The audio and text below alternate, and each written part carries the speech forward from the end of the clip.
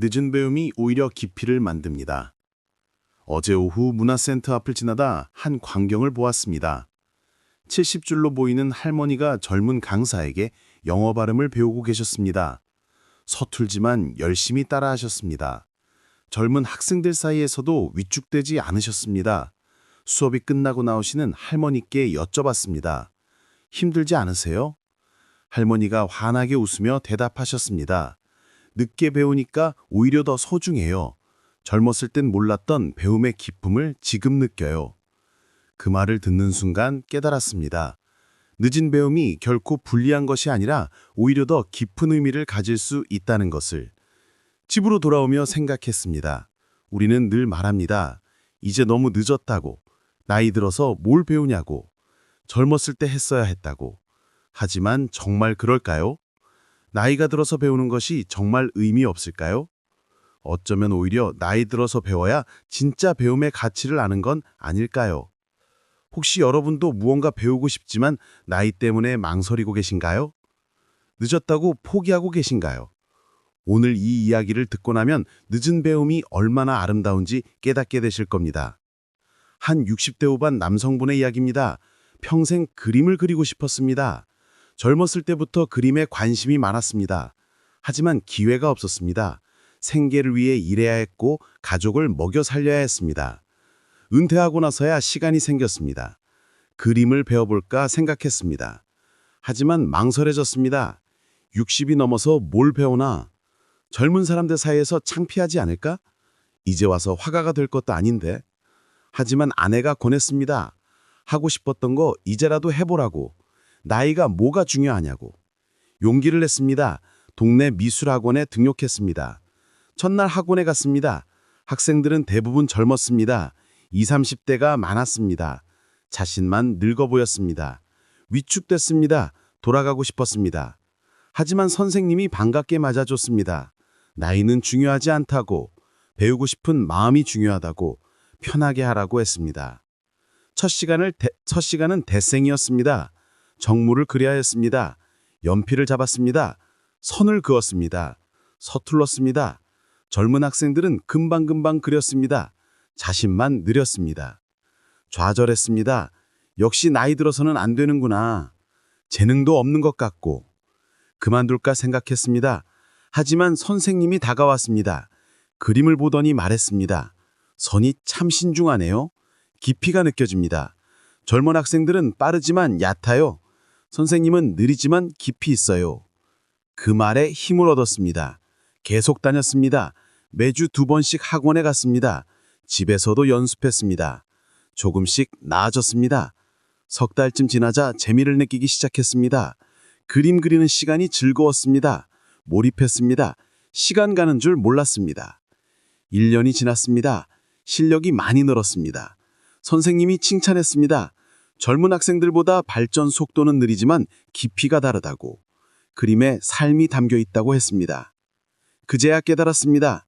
늦게 배우는 것이 단점이 아니라는 것을, 오히려 장점이 될 수 있다는 것을 젊었을 때는 몰랐던 진지함으로 배우고 있었습니다. 이제 3년째입니다. 작은 전시회에도 참여했습니다. 그림을 팔지는 못했지만 행복했습니다.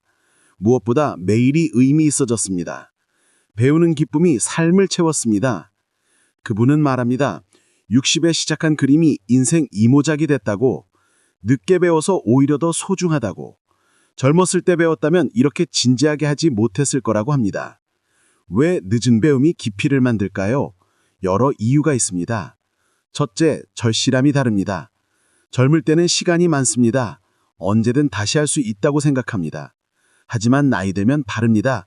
시간이 제한적입니다. 이번이 마지막 기회일 수 있습니다. 그래서 더 절실하게 배웁니다. 둘째, 순수합니다. 젊을 때는 스펙을 삼습니다. 취업을 위해, 승진을 위해 배웁니다. 하지만 나이 들면 다릅니다. 증명할 것이 없습니다. 순수하게 배움 자체를 즐깁니다. 이 순수함이 깊이를 만듭니다. 셋째, 경험이 더해집니다. 수십 년을 살아온 경험이 있습니다. 이 경험이 배움의 깊이를 더합니다. 같은 것을 배워도 이해의 폭이 다릅니다. 삶과 연결됩니다. 넷째, 조급하지 않습니다. 젊을 때는 빨리 배우려 합니다. 남보다 앞서가려 합니다. 하지만 나이 들면 다릅니다. 천천히 가도 됩니다. 이 여유가 깊이 있는 배움을 가능하게 합니다. 다섯째, 비교하지 않습니다. 젊을 때는 남과 비교합니다. 누가 더 잘하나 경쟁합니다. 하지만 나이 들면 다릅니다. 남은 중요하지 않습니다. 오직 자신의 성장에 집중합니다. 한 50대 후반 여성분의 이야기입니다. 평생 피아노를 배우고 싶었습니다. 어릴 때 집이 가난해서 배우지 못했습니다. 어른이 되어서도 바빴습니다. 아이 키우고 집안일 하느라 기회가 없었습니다. 50대 후반이 되어서야 시작했습니다. 동네 음악학원에 등록했습니다. 선생님은 20대 젊은이였습니다. 처음에는 어색했습니다. 손가락이 굳어서 잘 안 움직였습니다. 악보도 읽기 어려웠습니다. 좌절하고 싶었습니다. 역시 너무 늦었구나. 젊었을 때 했어야 했는데. 하지만 포기하지 않았습니다. 매일 30분씩 연습했습니다. 주말에는 1시간씩 쳤습니다. 6개월이 지나자 간단한 동요를 칠 수 있었습니다. 반짝반짝 작은 별을 연주했을 때의 감동을 잊지 못한다고 합니다. 눈물이 났습니다. 50년을 기다린 꿈이 이루어지는 순간이었습니다. 1년이 지나자 클래식 소품을 칠 수 있었습니다.